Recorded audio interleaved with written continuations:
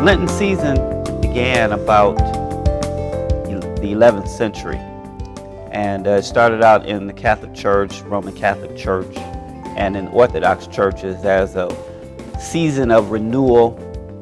It started during the same time that penitents in the church were preparing for their baptism. And so it was looked at as a season of baptism. When John the Baptist called people into the movement, he called them to be baptized for the repentance of their sins. And so Lent was a time when people who were coming into the church were preparing for their baptism. So it was looked at as a season of renewal and repentance for baptism. Those who were already members of the church were also a part of that celebration. So they were preparing for their second baptism, so to speak, a renewal of vows.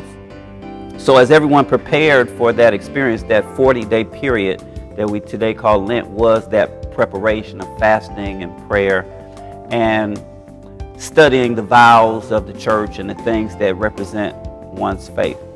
Now, over the years, the celebration of Lent changed, and somewhere in the mid-15th century, the focus shifted from baptism to acknowledging one's guilt for one's sins. And so sin became the primary focus of Lent. It was a time when people were expected to confess their sins, when one's personal sins were supposed to be offered as a means of finding absolution, and the practice of giving penance for one's sins. And that became the major focus of the Lenten celebration. And so people came to confess, to acknowledge their guilt from their sins and to be absolved of those sins so that they would not incur any further punishment, so to speak. So that's how the Lenten season is basically still observed today. The emphasis is on sinfulness and one's need to be absolved of one's sins.